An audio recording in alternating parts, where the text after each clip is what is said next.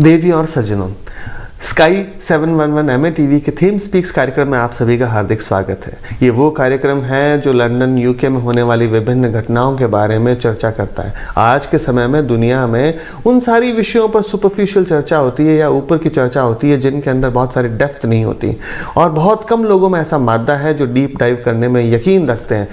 यदि आदमी की बेसिक चीज़ें, जैसा कह सकते हैं कि रोटी, कपड़ा और मकान, जब उनकी वो ज़रूरतें पूरी होती है तो उनके अंदर, मन के अंदर बहुत सारे सवाल उठ खड़े होते हैं। ये सवाल कभी राजप्रसादों में बैठी माँ मीराबाई के ख्यालों में आए होंगे। ये सेम सवाल रैदास जब जूतियां बना रहे होंगे उसी समय उनके मन में ख्यालों में आए होंगे, और ये सेम सवाल विद्रोही कबीर के मन में भी आए होंगे। ठीक वैसे ही दुनिया जहान में अलग अलग हिस्सों में बसे हुए लोग, अलग अलग खित्तों में बसे हुए लोग जब अपने बारे में और ईश्वर के बारे में या अपने एग्जिस्टेंस के बारे में सवाल करते हैं तो बड़ा अच्छा और खूबसूरत लगता है, क्योंकि लगता है कि हम किसी अलग प्लेटफॉर्म पर और अलग वेवलेंथ पर हैं। ठीक वैसे ही जब मैं गिरी गुजरात के बारे में सोचता हूं तो जो पहला नाम मेरे जहन में आता है वो है भावनगर। भावनगर वो सुंदर सा खूबसूरत शहर जो भावनाओं से बसा हुआ शहर है, जहाँ के बासिंदे, जहाँ के लोग बहुत भावनाओं से ओतप्रोत हैं। उसी शहर में से जब एक छोटी सी बेहद खूबसूरत किताब निकल कर आती है, और वो किताब थियोरिटिकल नहीं, अपने खुद के अनुभवों से निकल कर आती है, जिसका नाम है प्रेम योग, जीने की एक राह। मैं इस किताब के लेखक इन सारी चीज़ों को समझने वाले, अपने जीवन में आत्मसात करने वाले, और अपनी उस खूबसूरत जो उनको एहसास हुआ है उस एहसास को हम सब के साथ शेयर करने के लिए आज आमंत्रित करूंगा श्री रणधीर, जो प्रेम योग के फाउंडर है। श्री रणधीर जी, वेलकम। नमस्कार, वेलकम, थैंक यू। रणधीर जी, जैसा कि मैंने कहा कि जब भी मैं कभी गुजरात के बारे में सोचता हूं तो शायद पहला शहर जो मेरे ख्याल या जहन में आता है वो है भावनगर। और जब भावनगर के बारे में या यहाँ के बाशिंदों के बारे में सोचता हूं तो शायद भावनाओं के बारे में ज़रूर सोचा जाता हो, क्योंकि शायद वहाँ के लोगों का मिजाज, खूबसूरती बहुत अलग है। ये शायद लफाजिया नहीं, ये एक ऐसी चीज़ है जिसे मैंने महसूस किया है। लेकिन मेरा जो आज के जो पहला सवाल है, आज के इस कार्यक्रम में आपका हार्दिक स्वागत है। दुनिया के, जहान के कई दर्शक आपको देख रहे हैं। जो सबसे खूबसूरत जो बात है आज की कि रणधीर जी उसी भावनगर शहर के निवासी हैं। आपने कह सकते हैं कि वहाँ की गलियों से, वहाँ के गाँवों में पता नहीं कितने बरस तक लोगों के साथ जिंदगी बिताई है, और उन सारी जिंदगियों से जो निचोड़ निकाला, उसमें खूबसूरत बात यह है कि कॉलेज के टाइम में हो या कॉलेज के बाद में हो, अपने मेन काम के अलावा शायद लोगों में एक चीज़ की बहुत कमी है, और उसका नाम है वाचन, मतलब किताबें पढ़ना, लोगों के विचारों को जानना। मैं मानता हूँ किताब एक ऐसी खूबसूरत खिड़की है, जब आप उसे खोलते हैं तो आप एक नई दुनिया का आसमान पाते हैं। आपने पता नहीं कितनी सारी किताबें पढ़ी और एक नई, पता नहीं कितने आसमानों का एहसास आपने किया। ठीक वही उसके बाद आप हिमाचल से जो श्री प्रेम नारायण गिरी जी महाराज थे, जिनके सानिध्य में आप आए। हम इन सारे विषयों पर आज चर्चा करेंगे, क्योंकि दर्शकों को भी ये जानना है कि क्या वाकई में ये सवाल सिर्फ उन लोगों के मन में उठते हैं जो काम नहीं करते हैं, मीन्स जिन्होंने जीवन से संन्यास ले लिया, या फिर ये सवाल उन लोगों के मन में भी उठते हैं जो 9 to 5 जॉब करते हैं और उन 9 to 5 जॉब्स करते हैं, शाम को अपने फैमिली को संभालते हैं। क्या इन सारे प्रपंचों के बीच में भी क्या ऐसे सवाल उठे जाने लाजिमी है? सो इसलिए मैं आपका जितना इंट्रोडक्शन है, मैं इस पूरे शो के दौरान कह सकता हूं कि छोटे छोटे टुकड़ों में हम उसे डिस्कस करते रहेंगे। मेरा पहला बेहद खूबसूरत सवाल है कि प्रेम योग क्या है, और ये ऐसा ख्याल क्यों आया कि प्रेम योग जैसी कोई संस्था या प्रेम योग का फाउंडेशन किया जाना चाहिए था? प्रेम योग असल में मेडिटेशन पे वर्क करता है, योग पे वर्क करता है। और जैसे आपने कहा कि रोटी, कपड़ा और मकान, ये बेसिकली जरूरत जब इंसान की खत्म हो जाती है, तब व्हाट नेक्स्ट, ऐसा एक वंडरिंग आदमी के अंदर, विस्मय जिसको बोलते हैं, वो होता है। और वो विस्मय जब आदमी के अंदर होता है तब वो कुछ आगे की ओर सोचता है कि सबसे पहला उसको ये प्रश्न उठता है अपने जहन में कि हु एम आई, मैं कौन हूं, why I am here, what is the existence. ये बहुत ही निजी तरह के जो प्रश्न है, निजी तरह के जो क्वेश्चन है, वो आदमी के भीतर उठने लगते हैं। इसके लिए उसको जंगल में जाने की जरूरत नहीं होती है। ये विस्मय किसी को भी कहीं भी पैदा हो सकता है। आदमी कुछ वर्क करता हो, आदमी संसार में रहता हो, आदमी अपना सामान्य जीवन बिता रहा हो, सामान्य जीवन बिताते हुए भी ये बेहद रहस्यमय, जिसको मिस्टिक क्वेश्चन कहते हैं, ये उठ सकते हैं। और जब ये उठते हैं तो इसके उत्तर और उसका उत्तरदाता व्यक्ति के जीवन में आ ही जाता है कहीं ना कहीं से। ये एग्जिस्टेंस का बैलेंस है। इस बैलेंस के तहत किसी न किसी अनुभवी आदमी का, जब ऐसे खोजी आदमी को जब खोज उठती है उसके मन में, उसको कुछ प्रश्न उठते हैं, तो उसका उत्तरदाता उसके जीवन में आ जाता है। तो प्रेमयोग अ वे ऑफ लाइफ जो ग्रंथ है, वो मैं 5-6 साल से गहन ध्यान के दौरान मुझे जो अनुभव उतर रहे थे, और वो अनुभव ऐसे थे कि मैंने उसको न कहीं पहले पढ़े थे, न मेरे लॉजिक से उसका कोई जन्म हुआ था, न मेरी कोई बुद्धिगम्य कोई बात उसमें थी। मतलब सीधे सहज मैं ध्यान के भीतर उतरता था तो कुछ एक बातें, और 72 उसके सब्जेक्ट है, अलग अलग 72 सब्जेक्ट है, तो पूरा जीवन उसमें कवर हो जाता है। ये खोज का अर्थ ये नहीं कि हम जीवन छोड़ दें, हम सन्यासी हो जाए। ये अब गीता देख लो ना, गीता युद्ध के मैदान में आई है, युद्ध के मैदान में उतरी है। कबीर के दोहे हैं, वो कबीर जब अपने काम कर रहे हैं, अपने जुलाहे पर बैठे हैं, तब ये आए हैं। रैदास जी का आपने उल्लेख किया, जिक्र किया, तो रैदास जी अपनी जूतियां बना रहे हैं, और उनको ये जो वेद बोलते हैं, वेद का अर्थ है ज्ञान, नॉलेज, तो उनको ये अपनी जूती बनाते हुए अपने घर में आया है। किसी ने जंगल की मतलब एस्केपिज्म नहीं किया है, किसी ने पलायन नहीं किया है, और जो पलायन सिखाता है वो ध्यान नहीं है। ध्यान तो आपको आपकी कर्म भूमि में, आपकी जीवन को, जो आपने जीवन चुना है, उस जीवन को अच्छे तरीके से बखूबी से उस जीवन को निभाने की आपको प्रेरणा देता है, वो ध्यान है। ध्यान पलायन सिखाता है, वो ध्यान नहीं है। तो प्रेमयोग अ वे ऑफ लाइफ है, उस मतलब मैंने जीवन का स्वीकार किया है। आप जानते हैं, आप कि मेरे माता पिता है, मेरी पत्नी है, मेरे संतान है, मैं स्वयं जॉब कर रहा हूं, मेरा सोशली ग्रुप है, मेरा फ्रेंड सर्कल है, मेरे साथ ज्ञान के माध्यम से जुड़े हुए सहयोगी लोग हैं। तो हमने जीवन का स्वीकार किया है, हमने कर्मयोग का स्वीकार किया है। तो अब बहुत योगी हो चुके, बहुत पलायनी हो चुके, हमें अब जरूरत है कर्मयोगी की, जो अपने क्षेत्र में जाकर अपने क्षेत्र को अपना प्रदान दे, बैलेंसली बखूबी अपना प्रदान करे, और खुद अपने आप को जानने के लिए भी उत्सुक हो। अपने आप को जानकर जागकर वो भागे नहीं, वो जागकर अपनी जो भूमिका है, जो हमें अदा करनी है, जिसके लिए हमारा जन्म हुआ है, उसका बखूबी वहन करे। ऐसे कर्मयोगियों की अब जरूरत है हर जगह पे। मतलब खास करके मैं भारत में बोलूं तो ऑनेस्टली जो वर्क करे, जो नॉन करप्ट हो, जो देश प्रेमी हो, जो मानवता का समर्थक हो, ऐसे योगियों की बहुत जरूरत है। योगी बहुत हो गए, अच्छी बात है, योगी होने चाहिए, तो कर्मयोगी की आज जरूरत ज्यादा है। और प्रेमयोग वे ऑफ लाइफ है, ये कर्मयोग सिखाता है। मैं इस कर्मयोग की इस चर्चा पे शुरू करूं उससे पहले शायद कई सवाल और मन में, उनमें से एक सवाल आपकी बातों से उठा, ध्यान शायद हर एक आदमी के बस का नहीं है, क्योंकि परेशानी ये है कि आदमी उस मोमेंट में जीना नहीं चाहता जिस मोमेंट में जहां पर वो है।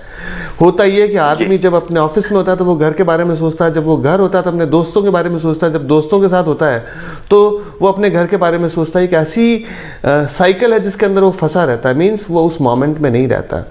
लेकिन कई लोगों को ऐसा एहसास हुआ कि यदि आज के इस इंफॉर्मेशन टेक्नोलॉजी के टाइम को यदि हम देखा जाए, तो यदि आप गूगल करेंगे तो आपको ध्यान की हज़ारों चीज़ें पता चलेंगी, लेकिन बहुत कम ऐसे लोग हैं जो ये बता पाएँ कि ध्यान क्या है और ध्यान कैसे किया जाना चाहिए। शायद ये बहुत साधारण सवाल है, यदि आप किसी स्कूल के बच्चे से भी पूछेंगे तो वो ये कहेगा कि ठीक है, मैं ध्यान करके देखना चाहता हूँ, पर क्या आप मुझे बताएंगे कि मुझे ध्यान करने के लिए क्या क्या करना चाहिए और किस तरह से करना चाहिए। सो मैं प्रेम योग क्या सजेस्ट करता है कि ध्यान कैसे किया जाना चाहिए? पहली बात मैं बोलूं कि ध्यान क्या है, आपने पूछा, तो जोधा जी, आपने भी बचपन से लेके माँ जी से, पिताजी से, आपके टीचर से, कहीं बड़े लोगों से आपने सुना होगा कि तेरा ध्यान किधर है। बहुत सिंपल सी बात है, तेरा ध्यान किधर है। हमारा ह्यूमन बीइंग नेचर है, या तो हम पास्ट में रहते हैं या फिर हम फ्यूचर में रहते हैं। पेंडुलम से हमारी जो थॉट प्रोसेस है वो पास्ट या फ्यूचर उसके बीच में चलती रहती है। एक्चुअली ध्यान यानी हमारा प्रेजेंट में रहना, हमारा वर्तमान में रहना। जैसे मैं और आप अभी ध्यान कर रहे हैं, मैं आपको बताऊं, हम दोनों ध्यान कर रहे हैं। आप आपका कर्तव्य ध्यान पूर्वक कर रहे हैं, मैं मेरा कर्तव्य ध्यान पूर्वक कर रहा हूं। ये ध्यान, सीधी सी बात।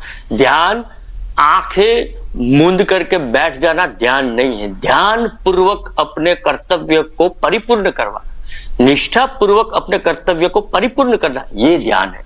और ये निष्ठा पूर्वक और कर्तव्य को परिपूर्ण करने के लिए हमें वर्तमान में रहना सीखना पड़ता है। और ध्यान यानी वर्तमान में रहना। हम जब आंखें मूंद करके बैठते हैं तब हम प्रेजेंट में कैसे रहा जाए, अपने आप को प्रेजेंट में कैसे रखे, एक्चुअली ये सीख रहे होते हैं। और जो आंखें बंद करके हमें जो बिठाया जाता है वो हमें वर्तमान में रहने की शिक्षा दी। मतलब अंदर से ही हमारे भीतर जो थॉट प्रोसेस होती है, जो हमारी विचारधारा चलती रहती है भूतकाल एवं भविष्यकाल के बीच में, तो उस भूतकाल और भविष्यकाल के बीच में जो हमारी एनर्जी वेस्ट हो रही है, उस एनर्जी को बिल्कुल मिडल में यानी कि प्रेजेंट में लाना, करंट में लाना, इसको ध्यान कहा। ध्यान यहां से शुरू होता है। हमारा कोई भी कार्य, हम अगर खाना भी ध्यान पूर्वक खाते हैं तो हमारे स्वास्थ्य के लिए सबसे बढ़िया बात है। हम ध्यान पूर्वक लिखते हैं, हम ध्यान पूर्वक पढ़ते हैं, हम ध्यान पूर्वक देखते हैं, हम हमारी सारी कृति अगर ध्यान पूर्वक करते हैं, यही ध्यान है। और यही ध्यान को हस्तगत करने के लिए, यही ध्यान को सिद्ध करने के लिए हमें बैठना पड़ेगा, क्योंकि हमें आदत नहीं है। हमें प्रेजेंट में रह के लाइफ एंजॉय करने की आदत नहीं है। हमें सदैव या तो फैंटेसी में रहेंगे या फिर पास्ट में रहेंगे। प्रेजेंट एंजॉय अगर करना है तो we have to be in present. तो प्रेजेंट में रहने की जो प्रक्रिया है वो ध्यान है। और आपने पूछा कि उसके लिए क्या करना चाहिए, मैं आपको बताऊं, कुछ नहीं करना चाहिए क्योंकि हमने काफी कुछ करके ही ये हालात खड़े किए हैं। ध्यान का सीधा सा अर्थ है कुछ नहीं करना। शरीर से कुछ नहीं करना, न विचारों से कुछ करना, न बुद्धि से कुछ करना। जो कुछ हो रहा है, वॉट एवर हैपनिंग, उसको हमें देखना है। We have to be a good watcher. हमें साक्षी की कला सीखनी है। और साक्षी की कला सीखने के लिए हमें अपने विचारों का जो प्रवाह चल रहा है, असंयमित विचार चल रहे हैं, उस विचारधारा को देखना है सिर्फ। और जैसे ही हम देखेंगे तो हमें पता चलेगा कि विचार और विचार को बल देने वाली ऊर्जा दोनों अलग अलग है, दोनों एक नहीं है। आज तक हमने सोचा था कि हम एक है, सोच रहा है वो भी एक है, और सोचने की जो शक्ति मिल रही है वो भी एक है। सोचने की शक्ति और सोच वो था different thing, and that we feel when we sit in the meditation. तो हमको पूरा धीरे धीरे से प्रैक्टिस है। वो आपके इंग्लिश में कहावत है, practice can make perfect man. तो जैसे हम बैठना सीखते हैं तब धीरे धीरे हमारे भीतर से देखने वाला प्रकट होता है, जो आज तक अप्रकट था। तो साक्षी प्रकट होता है, तब हमें पता चलता है कि ये कोई विचार या कोई पास्ट या मतलब करंट है। आप करंट को पकड़ लो और हमें जो भी करना है वो एक उस विचार को, इस संकेत को क्लिक कर लो और क्लिक करके उसको कार्य के अंदर रूपांतरित कर लो। तब जाके हम कर्मयोग, उसको कर्मयोग कहते हैं। मगर हम सोचते ही रहेंगे, पास्ट के बारे में सोचेंगे, फ्यूचर के बारे में सोचेंगे, किसी एक विचार को पकड़कर क्लिक नहीं करेंगे, तब तक कोई कर्म घटित नहीं होगा। और कर्म जब घटित होता है तब उसका अच्छा या बुरा परिणाम सोसाइटी को, कुछ कर्म से अच्छा होता है, सारी सोसाइटी को उसका फायदा होता है। कुछ एक कर्म होता है जिससे सारी सोसाइटी को नुकसान होता है। जैसे आपने, हमारे दोनों के बीच में इंटरव्यू की बात हुई, हमने क्लिक कर लिया दोनों ने, आज हम अपनी बातें शेयर कर सकते हैं। क्यों? क्योंकि वो बात को हम दोनों वर्तमान में थे, हम दोनों ने मिलके वो बात को क्लिक किया।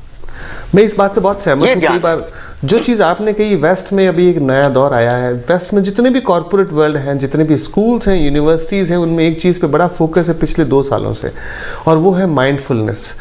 माइंडफुलनेस वर्ड उन्होंने इसलिए यूज़ किया क्योंकि शायद वो मेडिटेशन वर्ड को थोड़ा सा अवॉइड करना चाहते थे, क्योंकि मेडिटेशन की रूट्स भारत से आती है और उन्हें लगता है कि इस चीज़ का श्रेय कहीं इस देश को ना मिल जाए, इसलिए उन्होंने इस वर्ड को चूज़ किया। उसका नाम है माइंडफुलनेस। ठीक वैसे ही वेस्ट में लोगों में एक बड़ा ज़बरदस्त कॉन्सेप्ट है, जिसे नेगेटिव भी देखा जा सकता है, जिसे पॉजिटिव भी देखा जा सकता है। वो कॉन्सेप्ट है YOLO, you only live once. मतलब आप अपनी ज़िंदगी एक बार ही जीते, जो आपको करना है वो इस जीवन में आपको जो कुछ करना है आप कर लें। ये लोगों की एक धारणा है। मैं उन्हें ये कहता हूँ कि you only live once in that moment. मतलब जो आपके सामने है, जो आपके साथ घटित हो रहा है, जिनके साथ आप उठ रहे हैं, बैठ रहे हैं, बातें कर रहे हैं, वो सिर्फ एक उसी क्षण में ही हो रहा है, उस पहले या उसके बाद वाले क्षणों में नहीं हो रहा है। ठीक, ये सारी चर्चाओं के बीच में यदि मैं नेक्स्ट विषय पर आना चाहूँगा, वो है कि 2 चीज़ें होती हैं कि हमारे मन में बहुत सारे विचार या सोच आती हैं। कई बार हम क्या करते हैं कि हम उन विचारों या सोच को पकड़ लेते हैं जो बहुत सुख देने वाली है या फिर बहुत दुख देने वाली है। ये आदमी की एक प्रवृत्ति है। इसीलिए कई लोग जिसे कह सकते हैं चिंता। यदि ऐसा क्या किया जाए, आदमी खुद को कैसे ट्रेनिंग दे कि वो उस सोच पर काबू पा सके, या फिर ये कह सकता हूँ कि वो जो सोच देने वाली जो ऊर्जा है, जो गलत सारे असंयमित विचार हैं जो चारों तरफ से बड़े चले आ रहे हैं, उन पर किस तरह से वो काबू पाए। क्या कोई स्टेप बाय स्टेप कोई ऐसा प्रोसेस है? जी है, बिल्कुल। जैसे असंयमित विचार है तो उसके विपरीत एक अवस्था है, उसको हम आत्मसंयम बोलते हैं। उसके विपरीत है। जैसे मैं आपको बताऊं जोधा जी कि आप थार डेजर्ट में आंधी उठती है, रेत की आंधी उठती है। अब रेत की आंधी तो हम रोक नहीं सकते, रेत का तूफान तो है, उसको हम नहीं, सैंडस्टॉर्म को रोक नहीं सकते, पर या तो हम अपनी आंखों पे चश्मा लगा लें या फिर अपने चेहरे को कपड़े से ढक लें, तो हम उस रेत की आंधी से जरूर बच सकते हैं। तो thought process, unlimited thought process है, आई एग्री, मैं आपसे सहमत हूं। अनलिमिटेड थॉट प्रोसेस है तो उससे बाहर निकलने का भी उपाय है, क्योंकि जैसे मैंने आपको पहले बताया कि थॉट प्रोसेस कब होती है, या आप पास्ट में के बारे में सोचते हैं तब होती है, या फिर आप फ्यूचर, जिसको चिंता बोला आपने, उसके बारे में अतिरिक्त सोचते रहते हैं। कल्पना है, एक्चुअली कुछ है नहीं, तो उसमें देखा जाए तो वो कुछ नहीं है, कल्पना है। भविष्य के बारे में सोचना कल्पना है, पास्ट के बारे में सोचना जो घटित हो गया उसको अब आप कोरिलेट करके जी रहे हैं। मगर आपको मैं बताऊं जोधा जी, आपको कभी वर्तमान में रहते हुए विचार नहीं आएगा। आपने अनुभव किया होगा, जैसे आप डांस कर रहे हो, कभी आपने याद किया कि आप डांस कर रहे हो तो आपको कोई विचार आया? आप जब हंस रहे हैं कभी कभी आपने सोचा कि आपको विचार आया? नहीं। वर्तमान अर्थ है विचार का नहीं होना। अब आप देख लीजिएगा, वर्तमान में संकेत रहते हैं, विचार नहीं रहता है। अब आप अनुभव कीजिएगा। तो मेडिटेशन वो प्रक्रिया है जो आपको आपकी जो असंयमित ऊर्जा बह रही है पास्ट और फ्यूचर की थॉट प्रोसेस के साथ, उसको वर्तमान में लाने में सबसे बड़ा उसका उपयोग है। मेडिटेशन का अगर कोई उपयोग है तो अपने आप को मध्य में खड़े कर देना, मध्य यानी वर्तमान। और जब वर्तमान में रहेंगे सबसे पहले विचार बंद हो जाएगा, चाहे वो विचार कल्पना का हो, चाहे वो विचार चिंता का हो। दोनों प्रकार की विचारधारा अपने आप सहज स्टॉप हो जाएगी। ये मेरा नहीं, मेरे साथ जुड़े हुए हजारों लोगों का अनुभव है। मैं अनुभव से बात करता हूं आपके पास कि विचार को अगर आना है तो आपको पूछेगा क्या मैं आऊं? 2 परिस्थिति को स्वीकार करना पड़ेगा, क्योंकि एक परिस्थिति होती है उसका अर्थ दूसरी परिस्थिति है। जब आप बोल रहे हैं कि असंयमित विचारधारा है, इसका अर्थ है कि विचार शून्य अवस्था है। हमें वहां तक प्रवास करना है, हमें वहां तक जर्नी करनी है। और मेडिटेशन है वो वही जर्नी है। असंयमित विचारधारा से निर्विचार अवस्था तक की जर्नी है, वो मेडिटेशन के थ्रू हम कर सकते हैं, ऐसा हो सकता है। मैं उसका आपके सामने प्रतीकात्मक उदाहरण हूं, और मेरे पास कई ऐसे लोग हैं जो इस अवस्था को उपलब्ध हो चुके हैं। ये हो सकता है। मैंने जैसे हम कुछ और विषय भी हैं जिसके अंदर यदि देखा जाए कि मेडिटेशन से उस व्यक्ति के मानसिक और शारीरिक रूप से या फिर उनके विचारों में या उनके विजन में क्या फ़र्क आता है, ये शायद हज़ारों लोग जानते हैं और इसके बारे में बहुत सारी चर्चाएं हो चुकी है। मैं जब पुराणों या इनकी बात सुनता हूँ तो कई बार ऐसा लगता है मुझे कि उनका महात्म्य मीन्स उनकी बड़ाई या उनका वर्णन बहुत है, पर एक्चुअल में क्या किया जाना चाहिए, कर्म क्या है, या इसे मेडिटेशन को किस तरह से किया जाना चाहिए स्टेप बाय स्टेप, इसके बारे में बहुत कम लोग बोलते हैं। उनका फ़ायदा क्या है, मेडिटेशन क्यों करना चाहिए और मेडिटेशन का फ़ायदा क्या है, इसके विषय पे तो जानकारी बहुत लोगों को हर प्लेटफॉर्म पर अवेलेबल है। तो हम एक ब्रेक के बाद जब आएंगे तब तो हम इस विषय पर चर्चा करेंगे, लेकिन उससे पहले मैं ये चीज़ पूछना चाहूँगा कि जीवन के कौन से स्टेज में, जब भावनगर में आप या पास के गांव में जब आप स्टूडेंट थे, या श्यामलदास कॉलेज में जब आप स्टूडेंट थे, या फिर ऐसी कौन सी स्टेज आई जब आपको लगा कि नहीं मुझे शायद इस विषय पे कुछ काम करना चाहिए, ऐसी कौन सी स्टेज थी वो? एक्चुअली मैं आपको बताऊं तो मुझे ये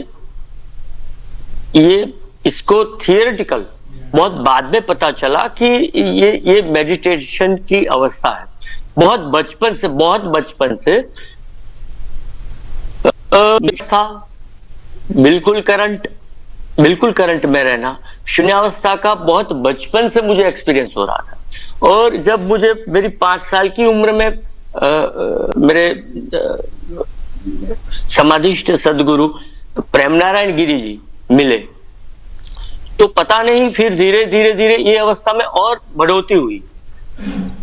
फिर मेरी पढ़ाई हुई तो मतलब मैंने देखा कि एक बात मेरे साथ घटती रही कि मैं सदैव एक बात करता रहा जोधा जी कि मैंने काम कर सकते हैं इस विषय पर विस्तार से हम चर्चा करेंगे और मेडिटेशन कैसे किया जाए इस पर भी हम चर्चा करेंगे। तब तक हम अपने सुधी दर्शकों से एक संक्षिप्त सा ब्रेक लेते हैं, जाइएगा नहीं। Good evening, welcome back to our show them speaks. हम इस विषय पर चर्चा कर रहे थे कि ध्यान क्या है, मेडिटेशन क्या है और कैसे होता है, और हम एक विशेष शाखा जिसे कह सकते हैं कि प्रेम योग पर चर्चा कर रहे थे। किसी बहुत अच्छे सुलझे हुए इंसान ने बहुत अच्छी खूबसूरत पंक्तियां लिखी। उन्होंने कहा कि प्रेम कुछ ऐसा भी करता है कि आस्तिक का बदल देता है ईश्वर। प्रेम एक ऐसी सत्ता है, ऐसी ताकत है। प्रेम कुछ ऐसा करता है कि आस्तिक का बदल देता है ईश्वर, नास्तिक को देता है एक नई राह, उसे नया रास्ता दिखा देता है, करता है स्वर्गच्युत किसी धीर प्रशांत को, मतलब वो किसी स्वर्ग से किसी धीर प्रशांत को निकाल देता है, योगी को देता है तृप्ति का वरदान।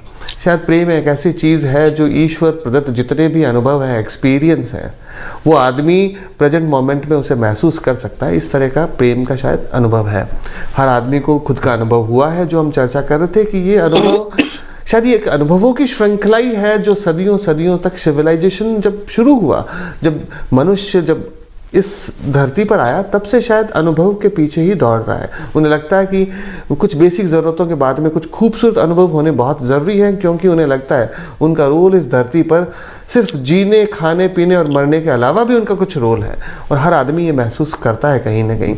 हमारी चर्चा चल रही थी, तो हमारी चर्चा का पहला विषय है ब्रेक के बाद का कि मेडिटेशन कैसे किया जाए। एक बहुत बेसिक सवाल है जो बहुत सारे लोग सार्वजनिक रूप से कहने से कतराते हैं या फिर सार्वजनिक रूप से विषय को समझा नहीं पाते।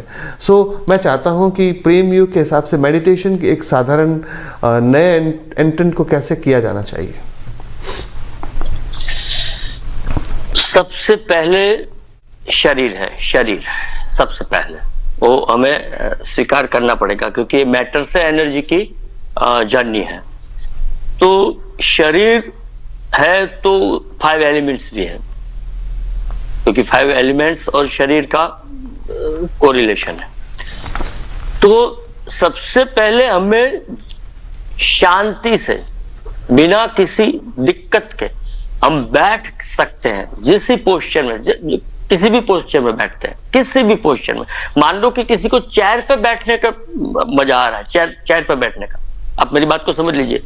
किसी को बेड पे मजा आ रहा है, किसी को जमीन पे बैठ के मजा आ रहा है, क्योंकि सबसे पहला है बॉडी कंफर्ट जोन कब किस पोस्चर में अपने आप को अनुभव कर रहा है। चेयर पे बैठ के मजा आ रहा है, चेयर पे बैठा जाए। बेड पे बैठ के मजा आ रहा है, बेड पे बैठा जाए। जमीन पे बैठ के मजा आ रहा है, जमीन पे बैठा जाए। सबसे पहले मजा आपको, आप कितने लंबे अरसे तक आप किस पोस्चर में बैठ सकते हैं, सबसे बड़ा महत्वपूर्ण है। जरूरी नहीं है कि पद्मासन लगा लो, ये लगा लो, आपको बैठने में मजा आना चाहिए, आपका बॉडी कंफर्ट फील करना चाहिए सबसे पहले, क्योंकि बॉडी को सबसे पहले मनाना है, उसको आदत नहीं है। तो सबसे पहले सिटिंग से शुरुआत, सिटिंग से होती है। फिर दूसरी अवस्था जो आती है जिससे हम मुलाकात करते हैं वो है मन, जो विचारों का एक झुंड है। आप समझ लो कि एक विचारों का एक तूफान है जिसको हमने नाम दिया है मन। हम उसके संपर्क में आएंगे, बॉडी जैसे कंफर्ट जोन में रहेगा। फिर दूसरा जो आता है, हम आंख इसलिए बंद करते हैं क्योंकि हम भीतर जो साइकिल चल रही है ऑटो मोड में, उसका अगर अनुभव करना है तो हमें आंखें बंद करनी पड़ेगी। खुली आंख से हम मेडिटेशन नहीं कर सकते, बंद आंखें इसलिए करनी है क्योंकि हमारे भीतर एक तूफान चल रहा है विचारों का, और अगर उस विचारों के तूफान का साक्षात्कार करना है तो आंखें बंद करनी है। और तब जाके हम मन नाम की अवस्था के मुलाकात करेंगे, उस अवस्था से हम भेंट करेंगे। और मन नाम की अवस्था से ऊपर उठना है, अनियंत्रित विचारों की अवस्था से ऊपर उठना है, तो हमें हमारे भीतर जो साक्षी है, साक्षी विटनेस जो इनएक्टिव है उसको एक्टिव करना है। जो साक्षी है वो इन्वॉल्व नहीं होगा थॉट प्रोसेस के साथ, जो विटनेस है वो थॉट प्रोसेस के साथ इन्वॉल्व नहीं होगा, वो सिर्फ वॉच करेगा कि एग्जैक्टली व्हाट इज हैपनिंग। और धीरे धीरे जो थॉट प्रोसेस में एनर्जी वेस्ट हो रही है वो कलेक्टिव मोड में आएगी। वॉच करने से उसका वेस्टेज बच जाएगा और सेंट्रलाइज होगी। फिर माइंड का लेवल जो है, बुद्धि का स्तर, जैसे ही साक्षी मन से ऊपर उठेगा तो उसको बुद्धि के स्तर से साक्षात्कार होगा उसका। तो बुद्धि लॉजिक देगी, तर्क देगी, तेरे को क्या जरूरत है, मेडिटेशन की कोई जरूरत नहीं है, तू मेडिटेशन क्यों कर रहा है, तू पैसे के पीछे जा, तू प्रसिद्धि के पीछे जा, तुझे काफी काम करने हैं, बहुत से काम बाकी, आपके पेंडिंग काम भी याद दिला देगी। ये बुद्धि का काम है, लॉजिक का काम है। जब आप लॉजिक लेवल से संपूर्ण आपकी इच्छा शक्ति को जब आप पावरफुल करेंगे, जो विटनेस है उसके साथ आपका विल पावर, आपकी इच्छा शक्ति, उसको भी आपको प्रबल करना है, आपको ही प्रबल करना है। तब आप आपके ईगो लेवल से मिलेंगे, ईगो लेवल। और जब आपके ईगो लेवल से मिलेंगे तब आप एक युद्ध का अनुभव करेंगे, क्योंकि ये मेडिटेशन की जो प्रोसेस है, ये जो मेथड है, उसमें अगर कोई मरता है तो वह अहंकार है, और ध्यान में उतरने से अगर आदमी को कोई रोकता है तो वो भी अहंकार है। और ये राम रावण का युद्ध अपने भीतर शुरू हो जाता है, अपनी ऊर्जा और अपने अहंकार के बीच में। और जब उससे हम ऊपर उठते हैं अहंकार के स्तर से, फिर चित्त का स्तर आता है। चित्त जिसको हम एनर्जी की आंखें बोल सकते हैं, चित्त। और चित्त एक, जैसे आप आपके स्टूडियो में आए तो आप कोई वाहन लेके आए होंगे, कोई कार लेके आए होंगे। अब आपकी कार कहां पड़ी है? बाहर पार्किंग में, आप स्टूडियो में। तो चित्त आपको आपके मूल स्थान तक, आपकी मूल अवस्था है, आपकी मूल अवस्था है आनंद, शांति, प्रेम, संतोष, सद्भावना। ये आपकी मूल अवस्था है, ये आप कहीं से बाहर से नहीं लाते हैं, आप उजागर करते हैं इसको। और जब आप चित्त से अपने भीतर, शरीर के भीतर रही ऊर्जा, जिसको बहुत से नाम दिए गए भारत में, उसको आत्मा कहा है, आपके पश्चिम ने उसको सॉल कहा है, इस्लाम उसको रूह कहता है, बहुत से नाम है, पर एक ही अवस्था है, वो आपके शरीर को चलाने वाली एनर्जी का नाम है। आप नाम कुछ भी दो, साइंटिफिकली नाम है आपके शरीर को जो एनर्जी रन कर रही है वो है। आप उससे भेंट कर रहे हैं, तो आप शांति से भेंट कर रहे हैं, आप प्रेम से भेंट कर रहे हैं, आप निर्विचारिता से भेंट कर रहे हैं, आप सद्भावना से मिल रहे हैं, आप संतोष से मिल रहे हैं, आप दान से मिल रहे हैं। ये सब आपके भीतर सुषुप्त जो अवस्था है आज तक डीएक्टिव थी, वो मेडिटेशन के माध्यम से जब एक्टिव हुई है, आप उसी को मिल रहे हैं। आपको कोई कुछ बाहर से नहीं दे रहा है, कोई किसी को कुछ बाहर से दे भी नहीं सकता है, सिवा इशारा कि go inside, Joy is with in you.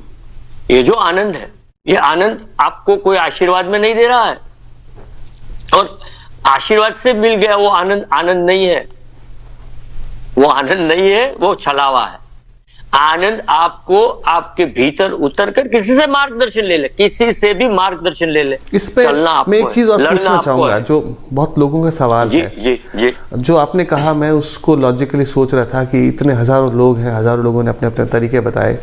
लोगों के मन में कि जब वो बैठते हैं, बैठने के बाद यदि उन्होंने आंखें बंद कर ली, जब वो सोचते हैं, तो वो जो विचारों का जो झंझावत चलता है, मीन्स जब वो मन की स्थिति से टकराते हैं, तब जब आपने कहा कि हमें साक्षी भाव में आ जाना है, और साक्षी भाव से फिर उसके बाद मन है, फिर आप बुद्धि है, फिर ईगो है, चित्त तक पहुंचते जाएंगे।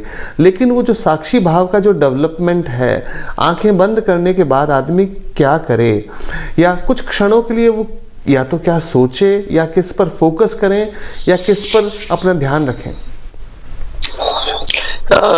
जोधा जी, एक जापान में एक थेरेपी है जापान में, और क्योंकि जापान में आपने औषधन बहुत बड़ी उम्र के लोग हैं, आपको भी मालूम है, तो अकेले रहते हैं, डिप्रेशन में आ जाते हैं। तो उनका डिप्रेशन दूर करने के लिए जापान में फिश टैंक है, जहां पे मछलियां परिभ्रमण करती है जल के अंदर, और ये जो डिप्रेस्ड लोग हैं वो जाते हैं, बैठते हैं, और ये साबित हुआ है कि मछलियों का परिभ्रमण देखते देखते देखते धीरे धीरे धीरे धीरे लोग डिप्रेशन से बाहर आ गए। क्यों?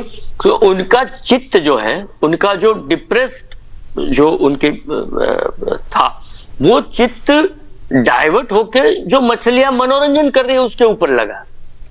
तो जहां मनोरंजन हो रहा है, उस जॉय की एनर्जी को डिप्रेस आदमी ने सक करके अपने आप को जॉयफुल कर लिया। आप देखिएगा जब आप मूवी देखने जाते हैं तो कोई फाइट का सीन आता है, तो आपकी चेयर पे बैठे बैठे आप भी कुछ लगेगा आपको कि मैं भी दो मुक्के दे दूं। जब लव का सीन आएगा तो आप भी थोड़े रोमांटिक हो जाएंगे। तो ये हमारे चित्त का स्वभाव है कि हम जहां पर अप्लाई करते हैं अपने चित्त को, वो वहां से उस एनर्जी को मल्टीप्लाई करके वापस अपने भीतर लाता है। ये साइकोलॉजिकली बात है, ये कोई मेरी बनी बनाई बात नहीं है, साइकोलॉजी है इसके पीछे।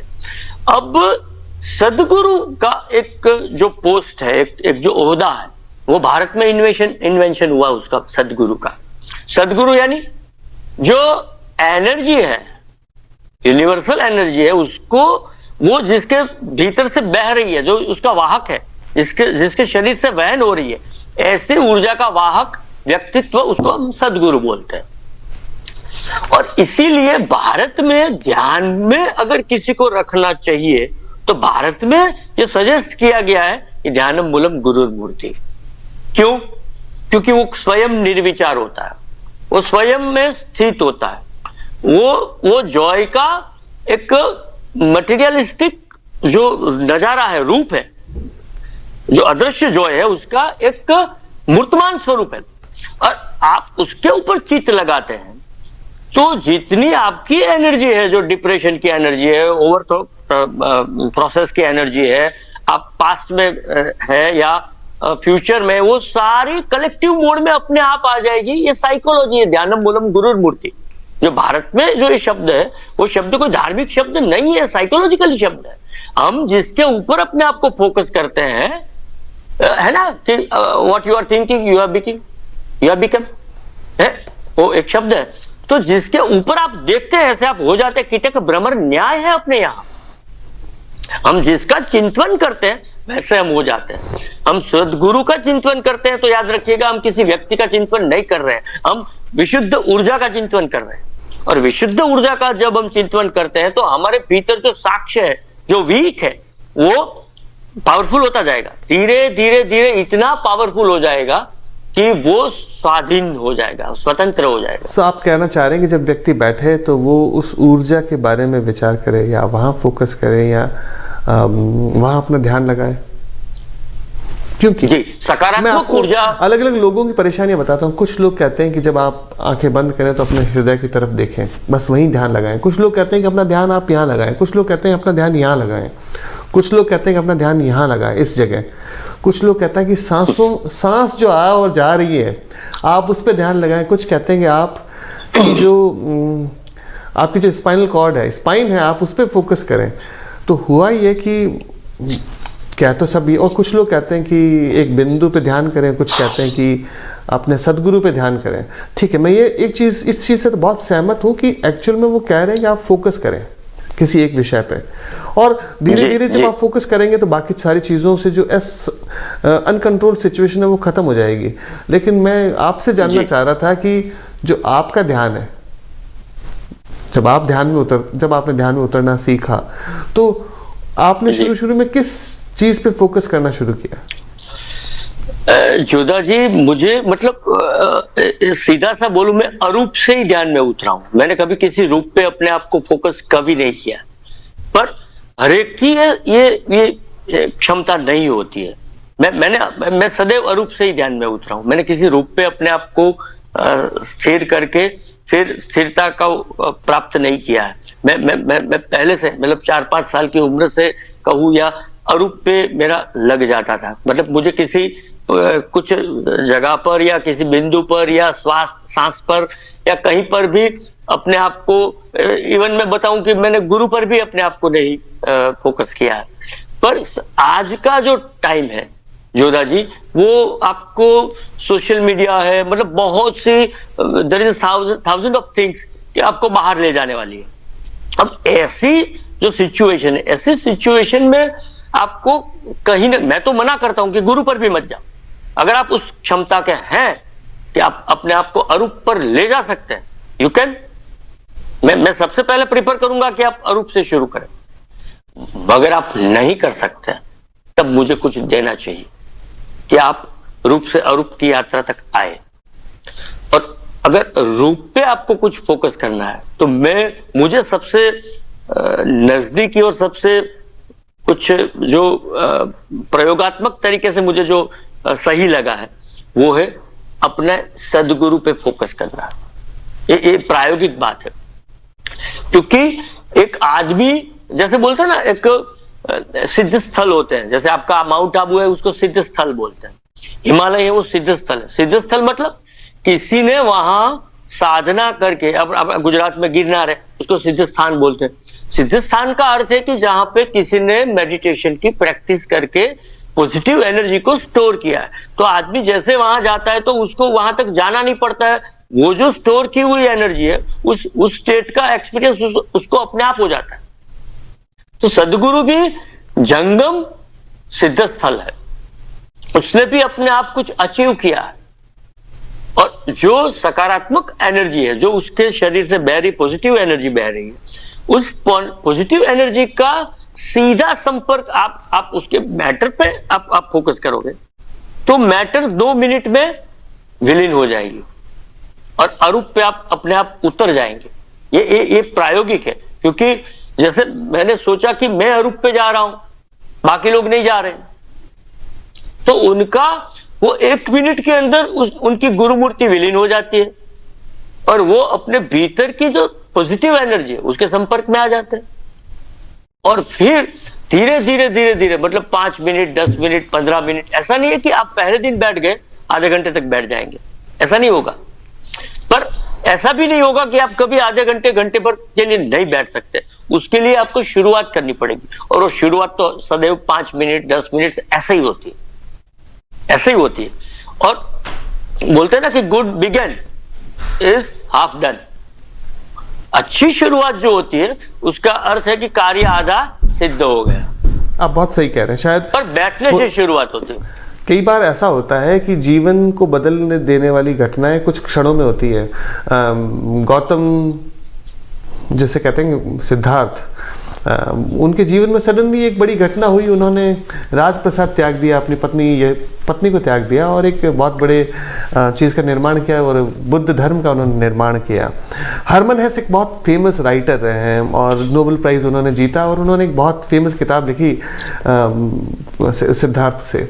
उन्होंने कहा कि एक ऐसा एक्सपीरियंस, एक ऐसा अनुभव है जिसे आप पाने के बाद उसको वाकई में शब्दों में किसी दूसरों के साथ बयान नहीं कर सकते। इसे आप महसूस तो कर सकते हैं, जो आपके साथ घटित हो रहा है, जो आप महसूस कर पा रहे हैं वो आप खुद तो महसूस कर पा रहे हैं, लेकिन हूबहू जैसा आप महसूस कर पा रहे हैं वो एक्सपीरियंस या वो अनुभव आप अपनी धर्म पत्नी, अपने शिष्यों, अपने मित्रों के साथ शेयर नहीं कर सकते, क्योंकि ये एक अलग अलग तरह का एक्सपीरियंस है। मैं ब्रीफली आपने जब ये इसको एक्सपीरियंस किया तो उस एक्सपीरियंस का आपको क्या फ़ायदा नज़र आया, आपको कैसा फील हुआ अपने खुद के इस कर्मयोग क्षेत्र के बारे में? आप तो तुलसी की एक पंक्ति से मैं शुरुआत करूंगा कि गिरा अनयन नयन बिनुवानी। तो ये एक्सपीरियंस तो ऐसा होता है जोधा जी कि खुद के साथ घटित होता है, पर दूसरों को क्या होता है, दूसरों को भी कुछ होता है। दूसरों को ये होता है कि आपकी प्रेजेंस में वो अपने आप वर्तमान में आ जाता है, पहला। और उससे भी आगे कुछ कहूं मैं तो आपकी आंख की चमक है वो बदल जाती है। सबसे पहले आपकी आंखों में समंदर से गहराई अनुभव होने लगती है देखने वाले को। सबसे पहले आपके सराउंडेड आदमी जॉय, पीस, प्रेजेंस, लव ये फील करता है।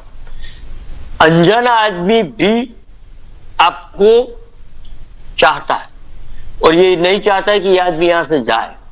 जब आप बोलना शुरू करते हैं अनजाने से, अनजाना आदमी भी ये सोचता है कि इसका बोलना बंद ना हो। और ये सारे सिम्टम्स व्यक्ति के नहीं है, ये पॉजिटिव एनर्जी के है। वो एक्चुअली फील कर रहा होता है पॉजिटिव एनर्जी, पर उसको भी पता नहीं होता है कि वो क्या फील कर रहा है। उसको एक ही बात का पता होता है, सामान्य आदमी को अगर ऊर्जा का परिचय होता है, ऊर्जा का अनुभव होता है, तो एक उसको मजा आता है। He enjoyed the moment। रही मेरे अनुभव की बात, तो दिन में तारे नहीं दिखते जोधा जी, दिन में नहीं दिखते। जैसे रात्रि होती है तारे दिखते हैं, जैसे आंख बंद होती है आपके सामने भीतर का विश्व उद्घाटित होता है। और भीतर का विश्व जब उद्घाटित होता है तब ये पांच एलिमेंट्स से बना शरीर, इस शरीर को रन करने वाली कोई ऊर्जा, उस ऊर्जा का आप अनुभव करते हैं। आप समझ लेते हैं कि ये पिंजरा है और ये जो अंदर हमने इच्छाओं से, डिमांड से, मांग के कारण, वासना के कारण जिसको बांध रखा है, वो साक्ष्य, वो परमात्मा का अंश, वो परमात्मा आपके भीतर है। और तब ये पिंजरा है, ये पिंजरा, ये समझ अनुभवजन्य रूप से जब घटित हो जाती है तब ये पिंजरा मंदिर बन जाता है। और उस मंदिर में रमने वाली जो एनर्जी है वो परमात्मा बन जाती है। तब आपकी बाहर की परमात्मा की खोज बंद हो जाती है, क्योंकि आपको पता चल जाता है कि वो परमात्मा आपके भीतर है और वही देख रहा है, वही बोल रहा है, वही सुन रहा है, वही पूरे शरीर के तंत्र को, पाचन तंत्र, श्वसन तंत्र, रुधिराभिषण तंत्र, सारे जो तंत्र है, चिता तंत्र, जो भी तंत्र है, जो बायोलॉजी जो भी तंत्र बोलते, ये सारे तंत्र इसी ऊर्जा से रन हो रहे हैं। और विचारों के आंधी के कारण हम न उसे कभी मिल पाए थे, न हम कभी उसको मिलने का हमने कभी प्रयास किया, क्योंकि हम उसको बाहर ढूंढते रहे। हमने उसको मंदिरों में ढूंढा, हमने उसको मस्जिदों में ढूंढा, हमने उसको गिरजाघरों में ढूंढा, जो अंदर था।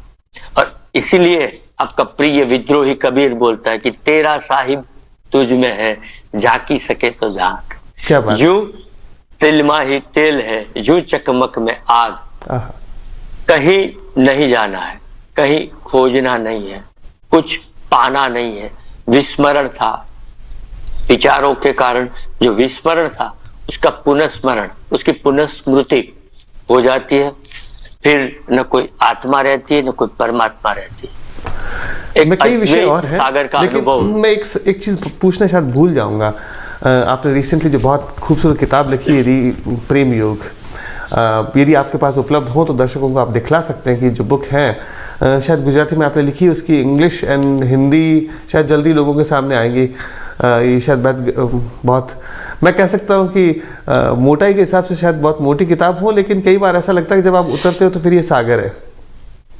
तो इसको मैं ऐसे भी कह सकता हूँ कि या तो ये गागर में सागर है, पर यह बेहद खूबसूरत किताब है। मैं इस किताब का शायद बहुत अच्छे से इंतज़ार करूंगा कि ये किताब जल्दी से हिंदी और इंग्लिश में भी आए, उन सारे दर्शकों तक पहुंचे जो दर्शक इस विशेष भावना में डूबना और उतरना चाहते हैं।